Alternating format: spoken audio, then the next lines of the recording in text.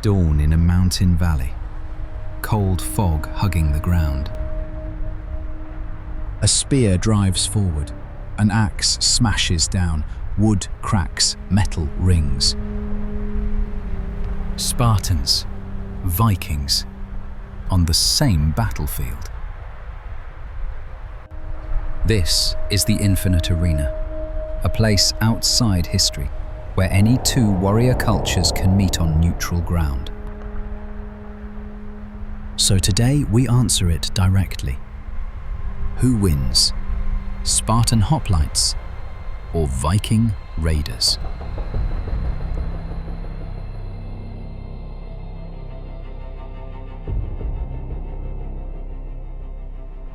The battlefield is a narrow alpine valley, steep rock on both sides, no easy flanks, no cavalry. In this arena there are no archers, infantry against infantry at close range, and nowhere to run. From the east, the Spartans arrive first. They form the Phalanx immediately. Shields overlap, spears angle forward in a tight hedge. Red cloaks mark a single block of movement, not individual men. Their strength is simple, discipline that doesn't break under pressure. From the west, the Vikings come down through the mist. They don't march in step. They spread out naturally, giving each fighter room. Round shields, heavy axes, long knives, short swords. The weapons of men who fight up close and finish fast. Their strength is also simple: aggression, shock, and power at contact distance. Same valley, same morning. Two systems built for war, but built in completely different worlds. The Vikings move first. A low chant starts, then rises, echoing off the rock. The line surges forward, shields come up, axes lift. They charge downhill. The Spartans don't rush. They wait until the last moment, then the whole phalanx steps forward as one.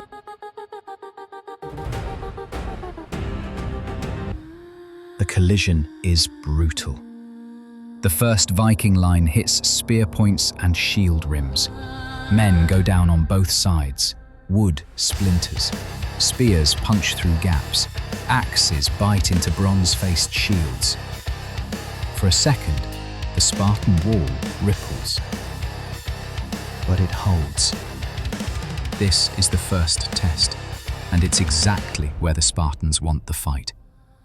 Vikings are at their best when a line breaks and the battle turns into small, violent duels. Spartans are at their best when they can keep the fight structured. So the Vikings adjust immediately. They stop throwing themselves at the center and start hunting weaknesses. They hook shield rims. They slam into the edges of the formation. They try to drag one Spartan out, just one, to open a seam. But the Spartans rotate. A wounded man steps back. Another takes his place. Shields slide together and close the gap. Every time the Vikings think they've opened the line, it repairs itself. So the Vikings try the flank. A group breaks wide and rushes the side of the phalanx at full speed. Loud, fast, aiming to roll the formation up from the edge. This is the kind of move that wins fights against normal troops. But the Spartans aren't normal troops. They pivot a section of the rear ranks, snapping a second shield wall into place. The flank becomes another front. The Vikings collide into locked shields and spear points instead of open space. The result is brutal, close-quarters fighting, but not a collapse. And as Act 1 ends, the picture is clear. The Vikings can hurt the Spartans. They can crack shields. They can force casualties. But they can't break the system. Then the valley changes. As the sun climbs, the fog thins, and for the first time both sides can see the full field. High on the western slope, another Viking group is standing ready. A reserve force, fresh legs, more shields, more axes. This is the second escalation, and it's the moment that decides whether this battle becomes a Spartan hold or a Spartan collapse. The reserve starts down the hill, fast. The second wave hits harder than the first. The Spartans are already tired. Shields are damaged. Spears are shorter now, some snapped down to stubs. The Vikings slam into them with downhill momentum and fresh strength. The Phalanx buckles. A few shields lose alignment. A few men fall. For the first time, the Spartan line slides backward under pressure. This is what the Vikings want. They push, trying to turn the battle into a brawl, where individual strength matters more than formation. And for a moment, it almost works. But Spartan training is built for the moment when everything feels lost. They shorten weapons for close work. They brace from the rear ranks. They tighten spacing so axes have less room to swing. They take half steps back instead of breaking into a run. The line stops moving. Then, inch by inch, begins to move forward again. Not quickly, not heroically, just relentless and methodical.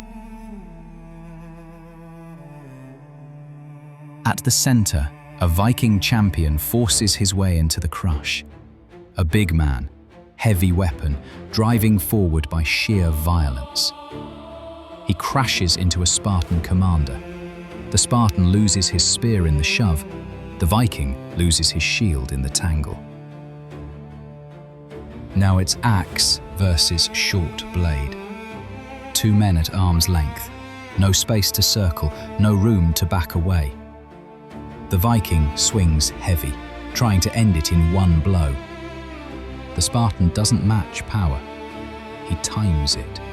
He lets the axe overcommit, steps inside the arc, and drives the blade into the opening.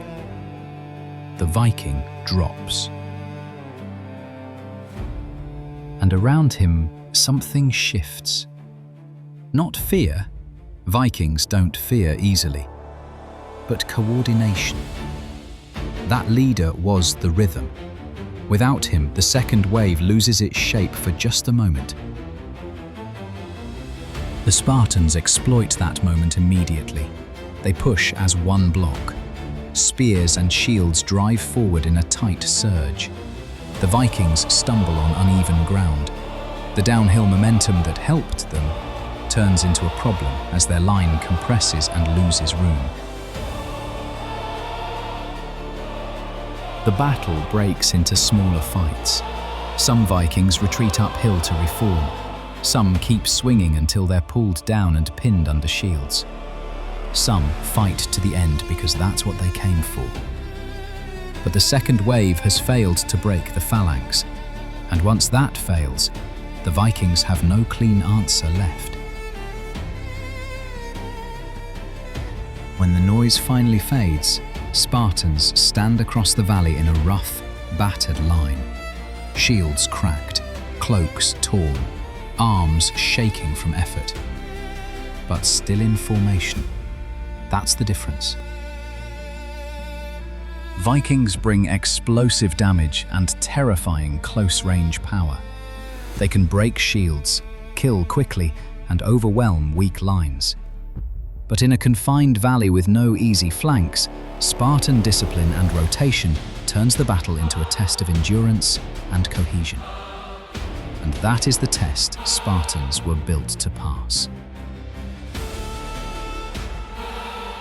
But victory isn't clean.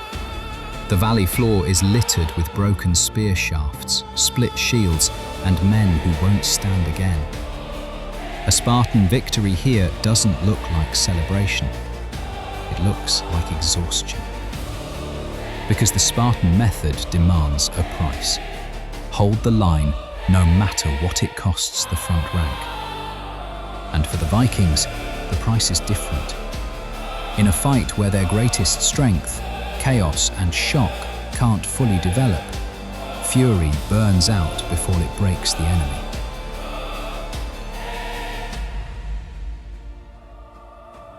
That's the real answer to this matchup. Not who is braver, not who is tougher, but whose system survives pressure longer when the battlefield refuses to give them an escape. Soon, the fog creeps back into the valley. The ground looks empty again. Rock, grass, and cold air. No history book records this battle. No saga sings it. But the infinite arena does. Spartan discipline outlasted Viking aggression. Now it's your turn. Who should step into the infinite arena next, and why? Tell me your matchup in the comments, and I'll see you in the next scenario.